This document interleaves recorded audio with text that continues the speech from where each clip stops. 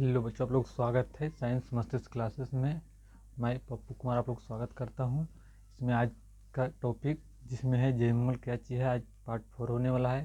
Class 12 biology था, आज class 4 होने वाला, पार्ट 4 होने वाला। इसके पहले पार्ट 1, पार्ट 2, पार्ट 3 आगे देख लीजिएगा। आज पार्ट 4 होने वाला है, जिसमें जीवों में जनन का जो है आज पार्ट 4 होने वाला है। इसके पहले 3 को बहुत अच्छा से बताए थे, आप लोग कॉमेंट भी किए थे, बहुत अच्छा से याद भी किए थे, पढ़े भी थे। आज आप लोग जैसे करके जुड़ जाइए। आज बताते हैं जेएमएल क्या चीज़ है। इसके पहले थोड़ा सा कुछ है, उसको रिवीजन कर लेते हैं। जो भी है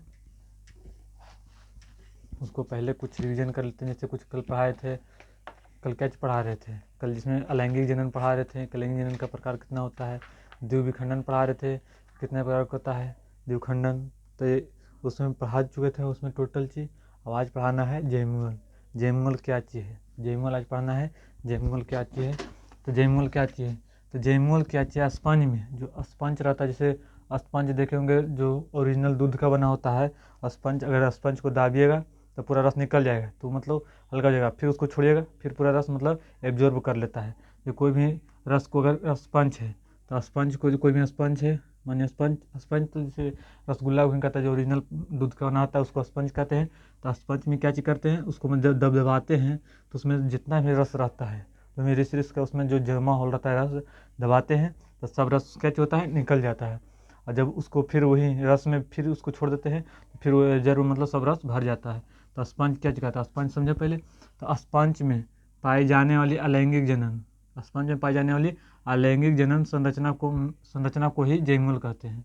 क्या चीज कहते हैं, जेएमएल। यही सब क्वेश्चन बोर्ड में पूछ देता है, तो फिर पूछता बोलता है कि नीट और जेई के क्वेश्चन उठा उठा पूछ रहा है। सिलेबस पूरा बढ़िया से कमांड नहीं करता है, थ्योरी पर कंप्लीट नहीं रहता, इसी चलते होता है। तो जेएमएल क्या है, स्पंज में पाई जाने वाले अलैंगिक जनन, स्पंज में पाई जाने वाली, स्पंज में पाई जाने वाली कौन सा, अलैंगिक जनन को ही, अलैंगिक जनन की संरचना को जेएमएल कहते हैं। स्पंज, स्पंज मतलब कोई रसगुल्ला जैसे स्पंज होता है, एक ठो जैसे बेड होता है, तो जो वाइट वाला बेड होता है स्पंज, उस पर जब सोइएगा तो पूरा दब जाता है, अंदर चला जाता है, फिर उठिएगा फिर ऊपर चला आता है, फिर बैठिएगा फिर नीचे चल जाएगा, फिर उठिएगा फिर ऊपर चला आता है। तो स्पंज कहता है जो मतलब उस पर दाब पड़ने पर, उस पर जब प्रेशर मतलब उस पर दाब पड़ने पर वो दब जाए, और दाब हटने पर वो फिर रिटर्न अपने अवस्था में आ जाए, उसे कहते हैं स्पंज। तो स्पंज जैसे उस पर जैसे रसगुल्ला है, स्पंज उसको दाबे, उसमें जितना रस था सब निकल गया, और फिर उसको जब जब छोड़ दिए तो फिर उस रस जितना उसमें ऑब्जर्व करने की क्षमता है पूरा ऑब्जर्व कर लिया। तो दाब पड़ने पर उसमें जो भी रहता है से स्पंज जब रहता है बेड, तो उस पर जब दाबिएगा तो अंदर चल जाएगा, और बैठिएगा तो अंदर चल जाएगा, फिर उठिएगा तो एकदम सेम फिर चलाएगा रिटर्न। तो स्पंज से स्पंज में, स्पंज स्पंज में पाई जाने वाली अलैंगिक जनन, स्पंज में पाई जाने वाली अलैंगिक जनन को ही, अलैंगिक जनन संरचना को ही जेएमएल कहते हैं। स्पंज में पाई जाने वाली अलैंगिक जनन को के संरचना को ही जेएमएल कहते हैं। समझ गए, स्पंज में पाई जाने वाली अलैंगिक जनन को, अलैंगिक जनन संरचना को जेएमएल कहते हैं। जैसे बोर्ड में आ गया जेएमएल क्या चीज़ है, तो स्पंज में पाई जाने वाली अलैंगिक जनन संरचना को ही जेएमएल कहते हैं। इसका उदाहरण कौन है, तो जेएमएल का उदाहरण है, जेएमएल अंतर्गत के मुकुलन का उदाहरण है। मुकुलन का उदाहरण कौन है, जेएमएल। जेएमएल अंतर्गत के उदाहरण है मुकुलन, मुकुलन एक जेएमएल तरह से होता है। जेएमएल के उदाहरण कौन है, मुकुलन का उदाहरण। ठीक, अब आते हैं टोरूला अवस्था क्या है। टोरूला अवस्था क्या है, इसे मतलब थोड़ा सा याद करना पड़ेगा, प्रयास करेंगे याद करा देंगे क्लास में। विशेष परिस्थितियों में मुकुलन के दौरान जीवों के शरीर से अनेक कलिका या मुकुलन का निर्माण होता है, इस अवस्था को टोरूला कहते हैं।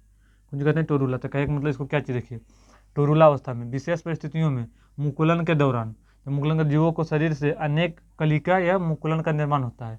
मुकुलन के द्वारा जो शरीर को जो बता रहे थे कि विखंडन मतलब टूटता है, तो मुकुलन के दौरान जीवों के शरीर में अनेक कलिका, कलिका जैसे जैसे एक पेड़ देखेगा तो उसे पेड़ जा रहा है सीधे, जैसे पेड़ है जिसके इधर से फूट जाएगा, इधर से हो जाएगा, इधर से निकल जाएगा, डांगे निकल जाता है कि नहीं, तो कौन कर रहा है, तो एक कलिका जो कहता है, तो उसे जीवों के शरीर से अनेक कलिका है, अनेक कलिका या मुकुलन का निर्माण होना ही इस अवस्था को टोरूला कहते हैं। कुछ कहते हैं टोरूला। टोरूला क्या कहता है, विशेष परिस्थिति मुकुलन के दौरान, कौन के दौरान, मुकुलन के दौरान पूछ रहा है। मुकुलन के दौरान जीवों के शरीर से, जीव जो मुकुलन जो जीव है, जीव के शरीर से अनेक कलिकाओं का या मुकुलन का निर्माण होना ही इस अवस्था को टोरूला कहते हैं। यहाँ तक समझ हो गया, याद हो गया होगा यहाँ तक कि विशेष परिस्थितियों में, जैसे कुछ विशेष परिस्थितियों में मुकुलन के दौरान जीवों के शरीर से अनेक वो कलिका या मुकुलन का निर्माण होता है, तब इस अवस्था को टोरूला कहते हैं। समझ गए।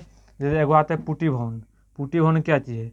तो प्रतिकूल परिस्थितियों में अमीबा अपने कुटपादों को, तो जानते हैं कि अमीबा भोजन कुंज के माध्यम से करता है, कुटपादों के माध्यम से। तो क्या कर रहा है? प्रतिकूल परिस्थितियों में अमीबा अपने कुटपादों को संकुचित कर गोलाकार होकर अपने चारों ओर त्रिस्तरीय आवरण का बना होता है। इस संरचना को पुटी या सिस्ट कहते हैं, SYST सिस्ट कहते हैं, समझे? पुटी मतलब वही, उसको इंग्लिश में कहते हैं, इसको हिंदी में पुटी कहते हैं। तो प्रतिकूल परिस्थिति में अमीबा अपने कुटपादों को, अमीबा जब अपना भोजन कुटपादों के माध्यम से करता है तो अमीबा अपने कुटपादों को संकुचित कर गोलाकार होकर अपने चारों ओर त्रिस्तरीय आवरण को, कौन स्तरीय को, त्रिस्तरीय जो आवरण होता है उसमें त्रिस्तरीय आवरण का बना होता है। इस संरचना को ही पुटी कहते हैं। इसको कहे का मतलब अमीबा में जो बना होता है, अमीबा अपने कुटपादों को संकुचित कर, अमीबा जो होता है अपने कुटपादों को संकुचित कर गोलाकार होकर अपने चारों ओर, जैसे अमीबा है वो गोलाकार हो गया, गोलाकार होकर संकुचित होकर अपने चारों ओर त्रिस्तरीय आवरण का बना होता है। जो होता है अमीबा जो गोलाकार होता है तो उसका जो त्रिस्तरीय होता है, कौन सी का बना होता है? इसी का बना होता है। तो त्रिस्तरीय का बना होता है। इस संरचना को, जो त्रिस्तरीय जो संरचना बना होता है उसी को कहते हैं पुटी या सिस्ट कहते हैं, समझ गए? तो अमीबा अपने कुटपादों को संकुचित कर जब भोजन संकुचित करता है, जब गोलाकार होकर, जब अमीबा गोलाकार हो जाएगा तो वो अपने चारों ओर त्रिस्तरीय आवरण का बना होता है। उसका जो अमीबा होता है उस त्रिस्तरीय का बना होता है। इस संरचना को ही कौन कहते हैं? पुटी कहते हैं, पुटी या सिस्ट कहते हैं, समझ गए? तो समझ गए, अमीबा जब अपने कुटपादों को संकुचित करते हैं या गोलाकार जब होते हैं तो उनके चारों ओर जो त्रिस्तरीय होता है उन्हीं को जो संरचना तो उसी को ही पुटी कहते हैं या सिस्ट कहते हैं। यहाँ तक समझ गए? अब आते हैं अनुकूल परिस्थितियों में आने पर, अनुकूल परिस्थितियों आने पर पुटी में बहुविखंडन होता है। ये पूछेगा क्वेश्चन कि पुटी जो अनुकूलन परिस्थिति आने पर पुटी में कैसा विखंडन होता है? तो बहुविखंडन होता है। अनुकूलन परिस्थिति आने पर अमीबा में जो होता है बहुविखंडन होता है। अनुकूलन परिस्थिति आने पर पुटी में बहुविखंडन होता है। कौन विखंडन होता है? बहुविखंडन होता है। यहाँ तक समझ गए होंगे, इसका आगे बताते हैं। तब तक आप लोग बने रहे वीडियो में।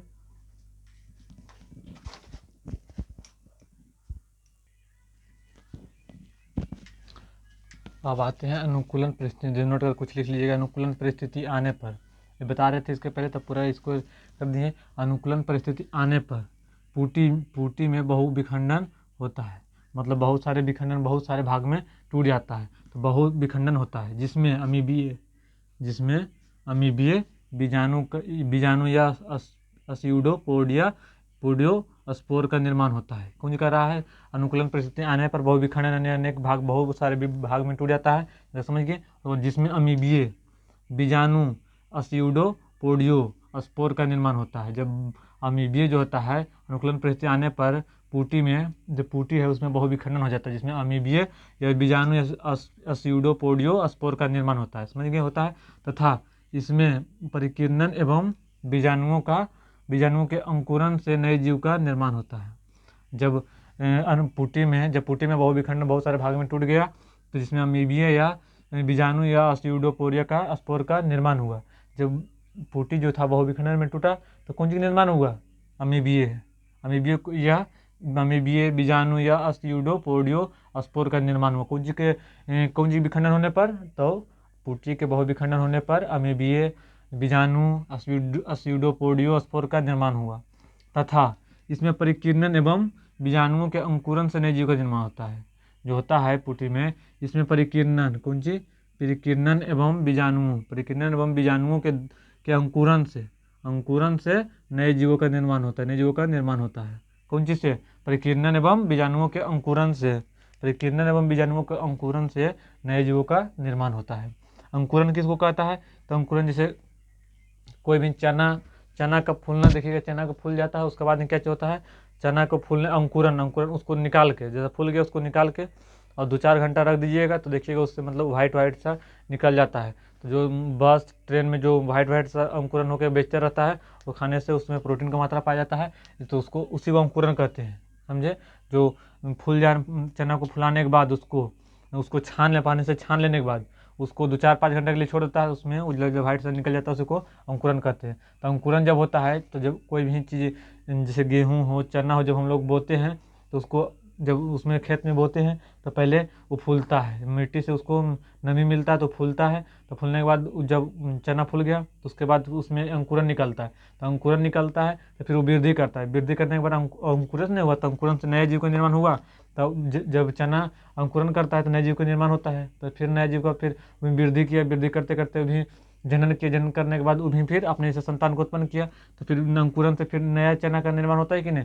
तो उसी होता है, इसका प्रक्रिया यही है कि कोई भी चीज़ पहले उसको नमी मिलना चाहिए तो अंकुरेगा, अंकुरन करने के बाद उसमें फिर एक नया जीव का निर्माण किया तो नया जीव का निर्माण हो गया।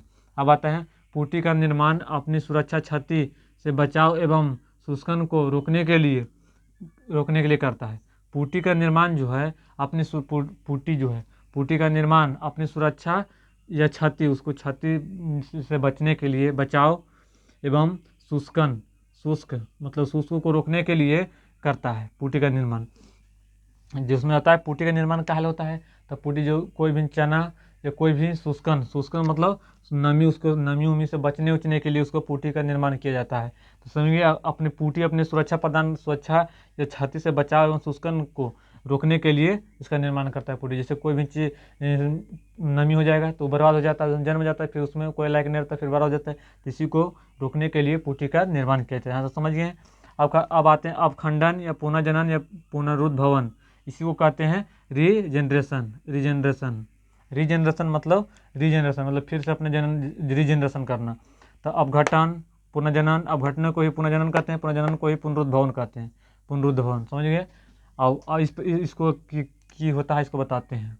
इस प्रकार के जनन में, कौन जनन में, पुनरुद्भवन, अपघटन या पुनरुद्भवन, इस प्रकार के जनन में जीवों का शरीर किसी कारणवश 2 या 2 से अधिक भागों में बढ़ जाता है तथा प्रत्येक भाग अपने खोए हुए भागों को विकसित कर नए जीवों के रूप में विकसित हो जाते हैं। ये कहने का मतलब इस प्रकार जनन के जीवों में अपघटन जो होता है अपने जिसमें जीवों को शरीर के किसी कारणवश 2 या 2 से अधिक भागों में बढ़ जाता है।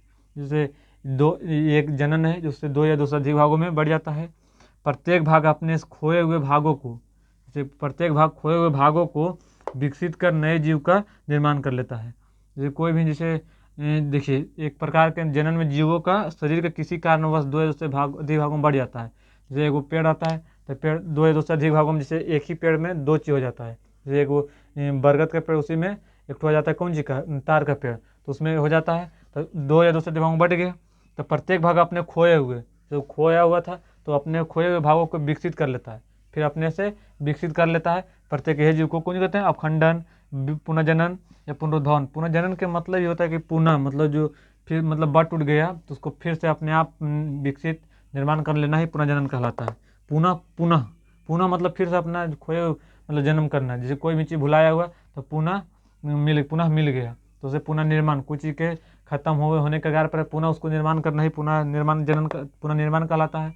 और पुनर्जनन भी, और खो भी गए 2 से अधिक भागों में बट उठ गया, जिन्हें तने छितरा बितरा गया, उसके बाद फिर उसको एक तरह करके नए जीवों को विकसित करना, निर्माण करना ही पुनर्जनन कहलाता है। तो इस प्रकार के जनन में जीवों का शरीर किसी कारणवश 2 से अधिक भागों में बट गया, किसी भी कारणवश, अंधड़ का आना, हवा का आना, इन्हें होने करके कुछ भी कारण 2 या 2 से अधिक भागों में बट जाता है तथा प्रत्येक भाग अपने खोए हुए भागों को, प्रत्येक भाग उसका जो 2-3 भाग में बट गया से टूट फूट गया तो उसके प्रत्येक भागों, खोए हुए भागों को विकसित कर नए जीव के रूप में विकसित हो जाते हैं। इसी को कहते हैं अवघटन, पुनर्जनन, पुनर्निर्माण।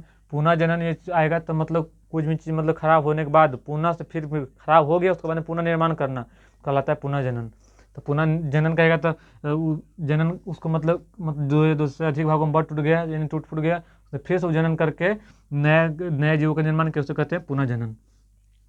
पुनरुद्भवन, तो एगो आता है पुनरुद्भवन। तो सबसे ज़्यादा पुनरुद्भवन शक्ति किसमें पाई जाती है, शरीर में सबसे ज़्यादा पुनरुद्भवन शक्ति। तो पुनरुद्भवन मतलब होता है कि टूट फूट जाना, तो अभी यहीं पे भी इसी बात हो रहा था, इस प्रकार के जन्म में जीवों का शरीर किसी भी कारणवश दो या दो से अधिक भागों में मतलब टूट फूट जाना, उसके बाद ने प्रत्येक भाग अपने खोए हुए भागों को विकसित या अपने जैसे जीवों के रूप में विकसित होना ही अवघटन पुनर्जनन या पुनरुद्भवन कहलाता है। जैसे पुनरुद्भवन शक्ति, तो मानव शरीर में सबसे ज़्यादा पुनरुद्भवन शक्ति कहाँ पाया जाता है? यकृत में। यकृत में टूट फूट जाता है, वहाँ पे जहर को मतलब एब्जॉर्ब करता है। जैसे जहर उमर पी लिया आदमी तो जाके वहीं जमा होता है, तो कोई भी व्यक्ति मृत्यु होता है तो उसको पोस्टमार्टम में यकृत का ही चेक किया जाता है। तो मानव शरीर में नोट करके लिख लीजिए यहाँ पे, मानव शरीर में सबसे ज़्यादा पुनरुद्भवन शक्ति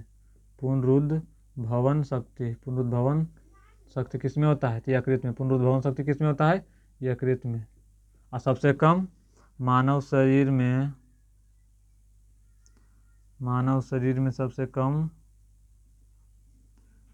कम पुनरुद्भवन शक्ति मस्तिष्क में। किसमें? मस्तिष्क में। मस्तिष्क में ये होता है बहुत नरम होता है मस्तिष्क, उसमें अगर टूट फूट जाएगा तो जल्दी रिकवर नहीं कर पाता है। लेकिन यकृत जो होता है इसमें टूट फूट भी जाएगा तो रिकवर बहुत जल्दी कर लेता है, इसीलिए पुनरुद्भवन कहते हैं। तो इसीलिए यही कर रहा था, यकृत में अगर टूट फूट भी जाता है तो मानव शरीर का सबसे बड़ा ग्रंथि यकृत होता है। इसका वजन जो यकृत है, यकृत का वजन कितना होता है? इसका 2-3 शब्द लिखे देते हैं। इसका वजन, यकृत का वजन 1.5 kg होता है, मतलब 5 kg है। और यकृत का जो कोशिका भित्ति कुंज बनाता है, तो यकृत का कोशिका भित्ति कुंज बना होता है। तो यकृत का कोशिका भित्ति बहुत बड़ा होता है इसका, और इसका कोशिका भित्ति बना होता है यकृत जिगर, तो इसको बोलता है जिगर। मस्तिष्क का कोशिका भित्ति नर्वे सेल का, और इसका कुंज कहता है थोड़ा सा इसको, अच्छा इसको आगे, इसको कोशिका, फिर मस्तिष्क में सबसे कम पूर्ण शक्ति पाया जाता है। इसका कोशिका भित्ति नर्वे सेल का बना होता है, नर्वे सेल का। मस्तिष्क का कोशिका भित्ति कुंज होता है नर्वे सेल का, और यकृत का कोशिका भित्ति हिपैटिक सेल का बना होता है। कुंज का हिपैटिक सेल का, कुंज का हिपैटिक सेल का। यकृत का कोशिका भित्ति हिपैटिक सेल का, और मस्तिष्क का कोशिका भित्ति कुंज बनता है नर्वे सेल का, कुंज का नर्वे सेल का। यकृत का वजन 1.5 kg कितना होता है? 1.5 kg। और मस्तिष्क का वजन कितना होता है? मस्तिष्क में देखो मेल एक तो फीमेल, तो मेल में होता है, जैसे कोई साधारण पूछेगा तो 1400 ग्राम। इसका वजन कितना है? 1400 ग्राम। 1400 ग्राम कितना होता है? 1400 ग्राम। किसमें? मेल में 1400 ग्राम, और फीमेल में 1350 ग्राम।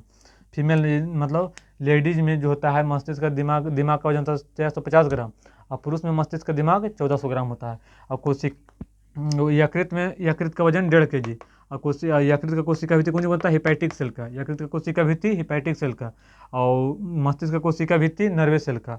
इसका वजन 1400 ग्राम, और लेडीज में यानी मादा में 1350 ग्राम। यहाँ तक समझ गए। अब पुनरुद्भवन या अपखंडन या पुनर्जनन या पुनरुद्भवन इसी को कहता है। इसी प्रकार कोई भी जीव जो अपने शरीर को जो टूट फूट जाना, उसका फिर में उसको रिकवर करना। कोई भी जीव का टूट फूट गया शरीर और उसका रिकवर करना, फास्ट रिकवर करना, विकसित करना, करके नए जीवों का निर्माण करना, या अवघटन, पुनर्जनन, पुनरुद्भवन, ये ही कहलाता है। ठीक, तो यहाँ तक समझ गए होंगे। इसके आगे बताते हैं।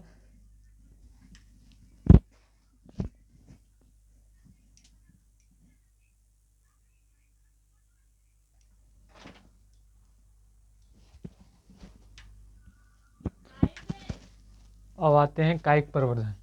कायिक प्रवर्धन क्या चीज? पादप के कायिक भाग। पादप मतलब पेड़ पौधा, तो पेड़ पौधा के कायिक भाग मतलब जैसे जड़ कायिक भाग कौन कौन है ये देखना है। तो पादप कायिक प्रवर्धन किसे कहते हैं? तो पादप में पेड़ पौधा में कायिक प्रवर्धन तो कौन कौन है? तो जड़ कौन कायिक प्रवर्धन, तना, पत्ती इत्यादि द्वारा नए पादपों का निर्माण की प्रक्रिया को कायिक प्रवर्धन कहते हैं। कायिक प्रवर्धन मतलब सिंपल से समझना है कि किसी को पेड़ को, जैसे गुलाब के फूल है तो गुलाब के फूल को तोड़ लेना, आदत से काट लेना, तो उसको काट के और कुंज किया, उसको लगा दी, तो उसको लगाने के बाद कुंज को नया जीव का निर्माण हो गया, तो कुंज का कायिक प्रवर्धन कहलाता है। तो कायिक प्रवर्धन पादपों के कायिक मतलब पेड़ पौधा, तो गुलाब का फूल क्या चाहिए? पादप पेड़ पौधा है। तो कायिक भाग जैसे जड़ तना पत्ती द्वारा नए पादपों के निर्माण की प्रक्रिया को कायिक प्रवर्धन कहते हैं। जो कोई आम का पेड़ कबाड़े, उसको लगा दिए, तो कौन प्रवर्धन है? कायिक प्रवर्धन। नए जीवों के नए पादपों के निर्माण की प्रक्रिया को कायिक प्रवर्धन कहते हैं। समझ गए? कौन कौन भाग द्वारा कायिक प्रवर्धन होता है? जड़ तना पत्ती। तीनों द्वारा अगर हो रहा है तो कायिक प्रवर्धन है। अगर जड़ द्वारा किसी पेड़ को कबाड़े, उसको जड़ द्वारा भी लगाए हैं तो कायिक प्रवर्धन। फिर तना उसको काट के तना द्वारा जैसे गुलाब के फूल लगाए, लग गया तो कौन प्रवर्धन हुआ? कायिक प्रवर्धन। पत्ती द्वारा भी लगाए हैं तो कौन सी हुआ? जैसे पत्ती द्वारा कौन सी होता है कायिक प्रवर्धन? तो ब्रायोफिल्म के वो पत्ती होता है, तो ब्रायोफिल्म के पत्ती होता है पत्ता द्वारा, उसमें कायिक प्रवर्धन होता है। तो पत्ता लगाएं, उससे एक नए जीव का, नए पेड़ का निर्माण हो गया, नए पौधा का निर्माण हो गया, कायिक प्रवर्धन कहलाता है। जिसमें जड़ तना पत्ती द्वारा नए पेड़ पौधा का निर्माण होता है, कायिक प्रवर्धन कहलाता है। इतनी खाली याद रखना है कि जिसमें जड़ तना पत्ती द्वारा नए जीवों का निर्माण होना कायिक प्रवर्धन कहलाता है। जैसे जड़ द्वारा अगर आम लगाएं तो जड़ में जो लग गया तो कायिक प्रवर्धन, तो कायिक प्रवर्धन हुआ, तो नए जीव का निर्माण हुआ कि नहीं? तो कायिक प्रवर्धन। तना गुलाब के फूल के काट दिए आधा तरफ से टांग को, उसको लगा दिए टहनी को, उसको नए पेड़ को निर्माण हुआ, तो नए पातों को निर्माण हुआ, कायिक प्रवर्धन। तन पत्ती ब्रायोफिल्म की पत्ती है, उससे अगर लगाते हैं तो उससे नया पेड़ पौधा का निर्माण होता है, तो उसे कौन कहलाता है? कायिक प्रवर्धन। तो जड़ तना पत्ती के माध्यम से पेड़ पौधा का निर्माण होना ही कायिक प्रवर्धन कहलाता है। जड़ तना पत्ती के माध्यम से पेड़ पौधा का निर्माण होना ही कौन प्रवर्धन? कायिक प्रवर्धन। याद हो गया? जड़ तना पत्ती के माध्यम से ही नए पादपों का निर्माण होना ही कौन कहलाता है? कायिक प्रवर्धन। कायिक प्रवर्धन को या प्रोपग्यूल इसको इंग्लिश में कहते हैं। तो कायिक प्रवर्धन क्या चीज? कायिक प्रवर्धन में भाग लेने वाले पादप संरचनाएं जड़ तना पत्ती ही कायिक प्रवर्धन कहलाता है। समझ गए? यही कह रहे थे कि कायिक प्रवर्धन में भाग लेने वाले पादप संरचनाएं, जैसे पादप संरचनाएं क्या चीज? जड़ तना पत्ती। जो जड़ तना पत्ती भाग लेता है कायिक प्रवर्धन में ही, उसको ही कायिक प्रवर्ध भी कहते हैं। पूछेगा कायिक प्रवर्ध है वो कायिक प्रवर्धन है, वो कायिक प्रवर्ध है या कायिक प्रोपग्यूल के पूछेगा, प्रोपग्यूल। तो कायिक प्रवर्ध में भी वही बोलना है कि कायिक प्रवर्ध में भाग लेने वाले पादप संरचनाएं जड़ तना पत्ती कायिक प्रवर्ध कहलाता है। कायिक प्रवर्धन में भाग लेने वाले पादप संरचनाएं मतलब पेड़ पौधा की जो संरचनाएं हैं, तो पेड़ पौधा संरचना कौन सी? जड़ तना पत्ती। तो कायिक प्रवर्धन में भाग लेने वाले जड़ तना पत्ती पादप की संरचना जड़ तना पत्ती कायिक प्रवर्ध कहलाता है। कायिक प्रवर्ध पूछ दिया तो पेड़ पौधा में पाए जाने वाले कायिक प्रवर्धन में भाग लेने वाले पादप संरचनाएं जड़ तना पत्ती को ही कायिक प्रवर्ध कहते हैं। जैसे कायिक प्रवर्धन में दोनों जनक भाग नहीं लेते हैं, सही बात, उसमें दोनों जनक भाग नहीं लेते हैं, कायिक प्रवर्धन में दोनों जनक भाग नहीं लेते हैं, अतः यह अलैंगिक जनन है। तो पूछेगा कायिक प्रवर्धन लैंगिक जनन की अलैंगिक जनन? तो कायिक प्रवर्धन अलैंगिक जनन है मुख्य रूप से। समझे? इसमें माता और पिता दोनों इसमें भाग नहीं लेते हैं, सिर्फ या तो माता लेगा या तो पिता लेगा। तो कौन जनन? जिसमें अकेले जनन हो अलैंगिक जनन, इसमें अकेले जनन करे अलैंगिक जनन। समझ गए? तो क्या कह रहा है? कायिक प्रवर्धन में दोनों जनक नहीं भाग लेते हैं, इसमें माता ने पिता नहीं होता, खाली एक होता है। कौन? या तो माता हो या पिता, दोनों में से एक होगा, तो कौन जनन? तो पूछेगा कायिक प्रवर्धन में कैसा जनन था? अलैंगिक जनन होता है। कायिक प्रवर्धन में अलैंगिक जनन होता है। कायिक प्रवर्धन में कैसा जनन? अलैंगिक जनन। ऑब्जेक्टिव में आएगा कि कायिक प्रवर्धन में निम्नलिखित में कौन सा जनन होता है? तो ऑप्शन देगा अलैंगिक जनन, लैंगिक जनन, ये भी दोनों, इनमें से सभी। तो कौन मारना है? अलैंगिक जनन होता है। कायिक प्रवर्धन के प्रकार, अब देखिए कायिक प्रवर्धन कई प्रकार के, तो एक होता है प्राकृतिक कायिक प्रवर्धन, एवं कृत्रिम कायिक प्रवर्धन। प्राकृतिक कायिक प्रवर्धन कहलाता है जो भगवान के द्वारा, प्राकृतिक मतलब गॉड, जो भगवान के द्वारा, प्राकृतिक द्वारा जो भगवान के द्वारा मिलता है वो प्राकृतिक होता है। और जो मानव निर्मित, जो खुद से बनाता है, फैक्ट्रियों में जो बनता है, जो खुद से अपने से करता है, उसको जो कोई भी चीज़ में निर्माण करता है। जैसे आजकल आ गया है जयमाला पर जो फूल लगता है ओरिजिनल नहीं रहता है, मानव निर्मित यानी कृत्रिम रहता है। तो सब जो होता है कौन जी? कृत्रिम। जो मानव निर्मित, जो भगवान के द्वारा होता है वो कृत्रिम होता है, मतलब प्राकृतिक होता है। तो प्राकृतिक कायिक प्रवर्धन क्या चीज़? प्रकृति में प्राकृतिक रूप से पादपों के कायिक भागों द्वारा नए पादपों का निर्माण करना ही कौन कहलाता है? यहाँ तक फिर से लिखा गया, नए पादपों के निर्माण करना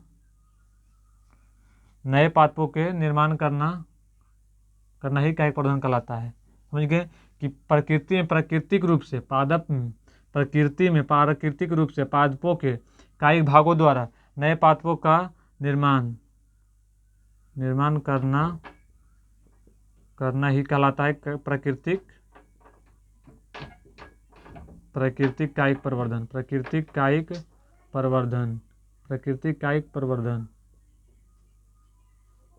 कायिक प्रवर्धन कहलाता है।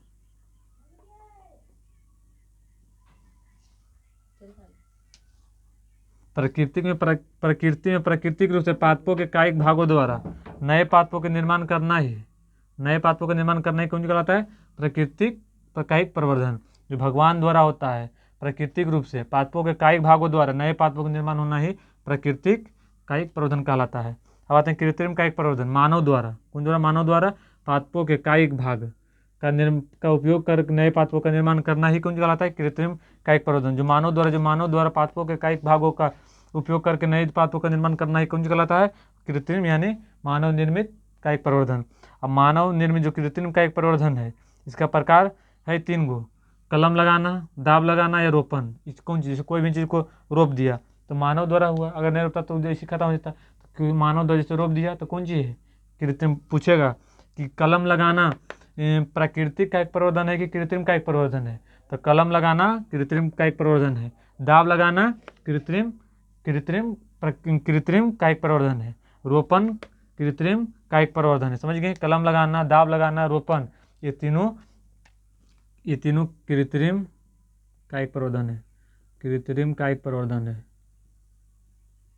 कृत्रिम कायिक प्रवर्धन है।